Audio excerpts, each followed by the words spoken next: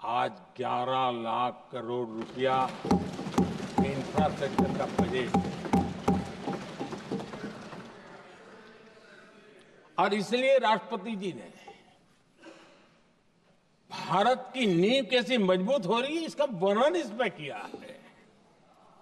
Road हो, highway हो, railway हो, ग्राम सड़क हो, इन सभी कामों के लिए विकास की एक मजबूत नींव रखी गई है। आदरणीय सभापति जी, सरकारी खजाने में बचत हुई वो तो एक बात है और वो करना भी चाहिए, जैसा मैंने ट्रस्टीशिप की बात कही, लेकिन हमने इस बात पर भी ध्यान रखा है कि जन सामान्य के उनको भी बचत का लाभ मिलना चाहिए। योजनाएं ऐसी हो ताकि जनता को भी बचत हो। और आपने देखा होगा आयुष्मान भारत योजना, बीमारी के कारण सामान्य मानवी को जो खर्च होता था, अब तक जिन लोगों ने इसका बेनिफिट लिया है उसी के हिसाब से मैं कहता हूं कि करीब करीब देशवासियों का आयुष्मान योजना का बेनिफिट लेने के कारण जो खर्चा उनको अपने जेब से करना पड़ता, वैसे 1,20,000 करोड़ रुपया जनता जनार्दन के बचे हैं।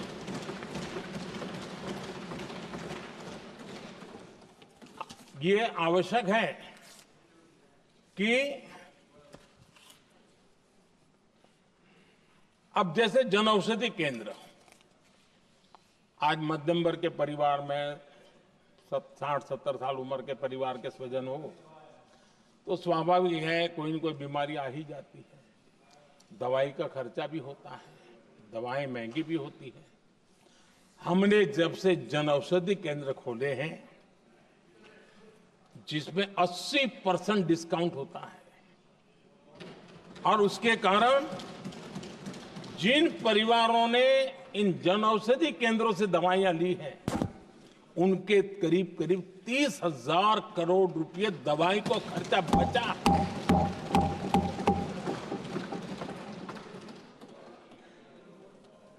आदरणीय अध्यक्ष जी, यूनिसेफ का भी अनुमान है, उनका कहना है कि जिसके घर में स्वच्छता और टॉयलेट बना, उन्होंने इसका बड़ा सर्वे किया था, उस परिवार को करीब करीब साल भर में 70,000 रुपए की बचत है। स्वच्छता अभियान कहो, टॉयलेट बनाने का काम कहो, शुद्ध जल पहुंचाने का काम करो, कितना बड़ा फायदा हमारे सामान्य परिवार को हो रहा है। आदरणीय अध्यक्ष जी, नल से जल, मैंने प्रारंभ में उसका उल्लेख किया। WHO की एक रिपोर्ट आई है। WHO का कहना है कि नल से जल शुद्ध पानी मिलने के कारण उन परिवारों में जो अन्य बीमारियों के खर्चे होते थे,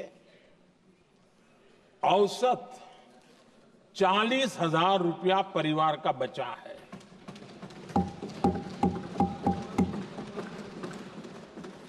मैं ज्यादा गिन नहीं रहा हूं, लेकिन ऐसी अनेक योजना है जिन योजनाओं ने सामान्य मानवी के खर्च में बचत की है। आदरणीय सभापति जी, करोड़ों देशवासियों को मुफ्त अनाज, उसके भी उस परिवार के हजारों रुपये बचते हैं। PM सूर्यघर मुफ्त बिजली योजना, जहां जहां ये योजना लागू हुई, इन परिवारों को औसतन साल भर के 25 से 30,000 रुपये बिजली की बचत हो, पैसों में बचत हो रही है, खर्च में बचत हो रही है। और अगर ज्यादा बिजली है तो बेच करके कमाई कर रहा है वो अलग, यानी सामान्य मानवी की बचत भी। हमने LED बल्ब का एक अभियान चलाया था, आपको मालूम है कि हमारे आने से पहले एलईडी बल्ब 400 रुपए में बिकते थे। हमने इतना अभियान चलाया, उसकी कीमत 40 रुपया हो गई। और एलईडी बल्ब के कारण बिजली की भी बचत हुई और उजाला भी ज्यादा मिला, और उसमें देशवासियों के करीब 20,000 करोड़ रुपए बचे हैं। आदरणीय सभापति जी, जिन किसानों ने सॉइल हेल्थ कार्ड का वैज्ञानिक तरीके से उपयोग किया है, उनको बहुत फायदा हुआ है, और ऐसे किसानों को प्रति एकड़ 30,000 रुपए की बचत हुई है।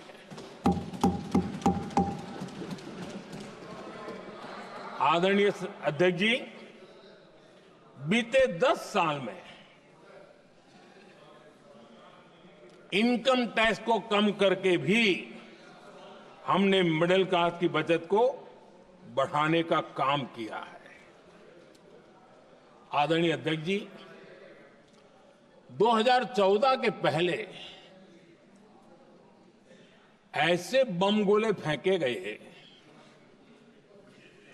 बंदूक की ऐसी गोलियां चलाई गई कि देशवासियों का जीवन छलनी कर दिया गया था। हमने धीरे धीरे उन घावों को भरते भरते आगे बढ़े। 2 लाख करोड़ रुपया 2 लाख रुपया 2013-14 में 2 लाख रुपये, सिर्फ 2 लाख रुपये, उस पर इनकम टैक्स माफी थी। और आज 12 लाख रुपये संपूर्ण रूप से इनकम टैक्स से मुक्ति। और हमने बीच के कालखंड में भी 14 में भी, 17 में भी, 19 में भी, 23 में भी हम लगातार ये करते आए, घाव भरते गए, और आज बैंडेज बाकी था वो भी कर लिया। स्टैंडर्ड डिडक्शन, उसके अगर 75,000 जोड़ दें तो 1 अप्रैल के बाद देश में जो सैलरीड क्लास हैं उनके 13.25 लाख रुपए पर तक कोई इनकम टैक्स नहीं देना पड़ेगा।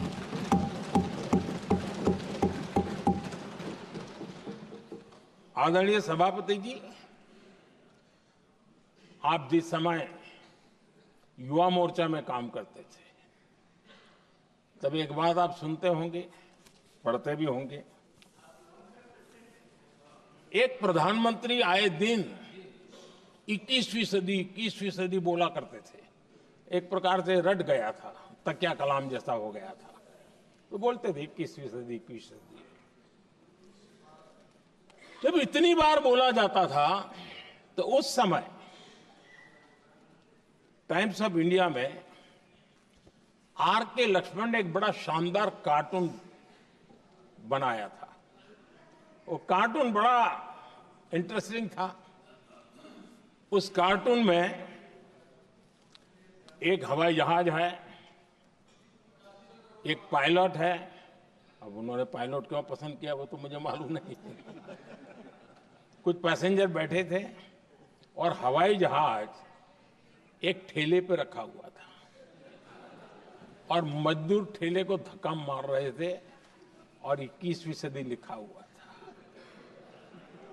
वो कार्टून उस समय तो मजाक लग रहा था, लेकिन आगे चल करके वो सच सिद्ध हो गया। आदरणीय अध्यक्ष जी, ये कटाक्ष था जमीनी सच्चाई से। तब के प्रधानमंत्री कितने कटे उठे थे और हवाई बातों में लगे हुए थे, इसका वो जीता जागता प्रदर्शन करने वाला कार्टून है।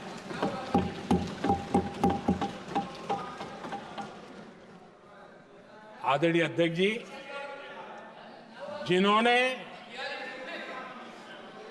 तब 21वीं सदी की बातें की थी, वो 20वीं सदी की जरूरतों को भी पूरा कर नहीं पाए थे। आदरणीय अध्यक्ष जी, आज जब मैं देखता हूं, पिछले 10 साल से सर बीतों को बारीकी से देखने का अवसर मिला है, तो मुझे बड़ा दर्द होता है। हम 40-50 साल लेट हैं, जो काम 40-50 साल पहले हो जाने चाहिए थे। और इसलिए ये साल जब 2014 से देश की जनता ने हमको सेवा का अवसर दिया, हमने ज्यादा से ज्यादा युवाओं पर फोकस किया। हमें युवाओं की आकांक्षाओं पर बल दिया। हमने युवाओं के लिए ज्यादा अवसर बनाए। हमने कई क्षेत्रों को खोल दिया और जिसके कारण हम देख रहे हैं, देश के युवा अपने सामर्थ्य का परचम लहरा रहे हैं। देश में हमने स्पेस सेक्टर को खोल दिया, डिफेंस सेक्टर को खोला, सेमीकंडक्टर मिशन लेकर के आए, इनोवेशन को बढ़ावा देने के लिए अनेक नई योजनाओं को हमने आकार दिया। स्टार्टअप इंडिया इकोसिस्टम पूरा डेवलप किया। और इस बजट में भी आदरणीय अध्यक्ष जी, एक बहुत महत्वपूर्ण निर्णय हुआ है। 12 लाख की आय पर इनकम टैक्स की माफी, ये समाचार इतना बड़ा बन गया कि बहुत सी महत्वपूर्ण चीजों पर अभी भी कुछ लोगों का ध्यान नहीं गया है। वो महत्वपूर्ण निर्णय हुआ है। हमने न्यूक्लियर एनर्जी सेक्टर को ओपन कर दिया और इसके दूरगामी सकारात्मक प्रभाव और परिणाम देश को देखने के लिए मिलने वाले हैं। आदरणीय अध्यक्ष जी, AI, 3D printing, robotics, virtual reality की चर्चा हम तो गेमिंग का भी महात्मा क्या होता है, इसके लिए भी प्रयास करने वाले लोगों में से। मैंने देश के नौजवानों से कहा है कि दुनिया का गेमिंग क्रिएशन का, क्रिएटिविटी वर्ल्ड का कैपिटल भारत क्यों न बने। और मैं देख रहा हूं बहुत तेजी से हमारे लोग काम कर रहे हैं।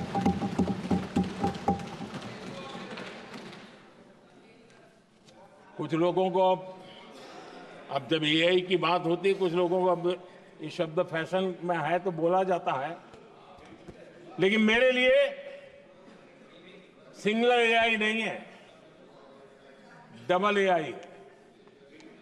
भारत की डबल ताकत है। एक एआई आर्टिफिशियल इंटेलिजेंस, दूसरा एआई एस्पिरेशनल इंडिया।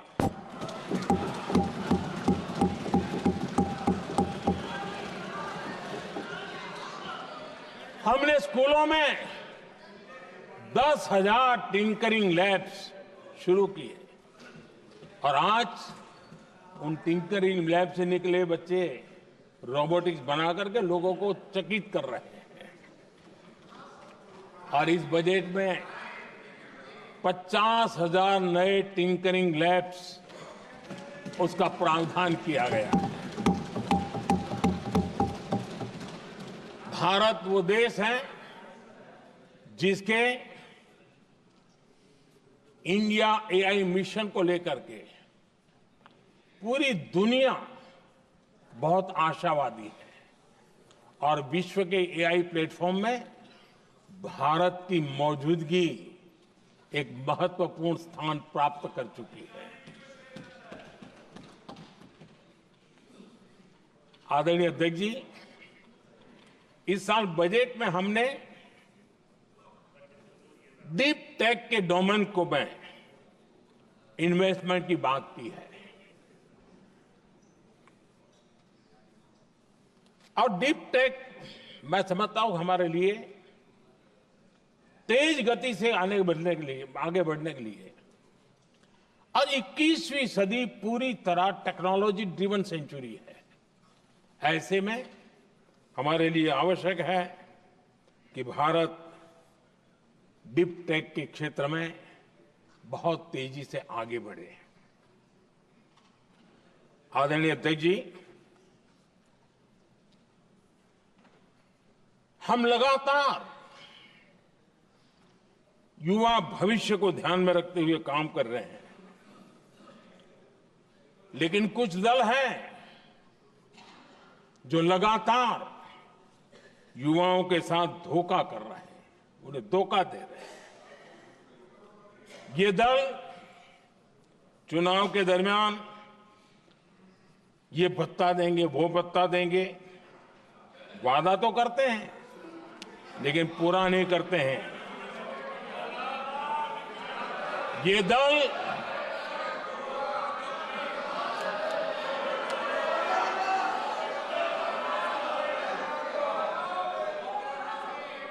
प्लीज माननीय सदस्य गरिमा प्रतिष्ठा बनाए रखें। भारत की संसद में आप प्लीज बैठे बैठे टिप्पणी नहीं करें और नए माननीय सदस्य बैठे बैठे टिप्पणी कर रहे हैं। आदरणीय अध्यक्ष जी, ये दल युवाओं के भविष्य पर आपदा बनकर गिरे हुए हैं।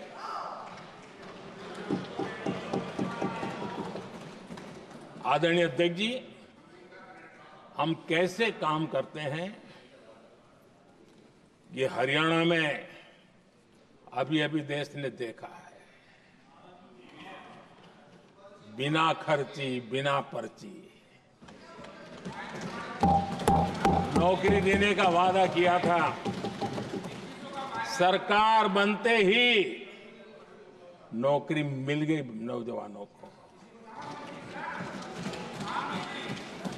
हम जो कहते हैं उसी का परिणाम है। आदरणीय अध्यक्ष जी, हरियाणा में तीसरी बार भव्य विजय और हरियाणा में के इतिहास में तीसरी बार विजय, ये अपने आप में ऐतिहासिक घटना है। आदरणीय अध्यक्ष जी, महाराष्ट्र में भी ऐतिहासिक परिणाम, जनता जनार्दन के आशीर्वाद। महाराष्ट्र के इतिहास में सत्ता पक्ष के पास इतनी सीटें पहली बार, ये जनता जनार्दन के आशीर्वाद से हम करके आए हैं।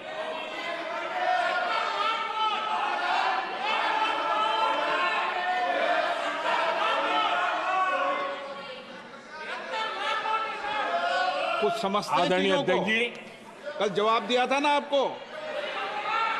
चलिए। आदरणीय राष्ट्रपति जी ने अपने अभिभाषण में हमारे संविधान के 75 वर्ष होने पर भी विस्तार से चर्चा की है। आदरणीय अध्यक्ष जी, संविधान में जो धाराएं हैं उसके साथ साथ संविधान का एक स्पिरिट भी है और संविधान को मजबूती देने के लिए संविधान की भावना को जीना पड़ता है। और मैं आज उदाहरणों के साथ बताना चाहता हूं। हम वो लोग हैं जो संविधान को जीते हैं।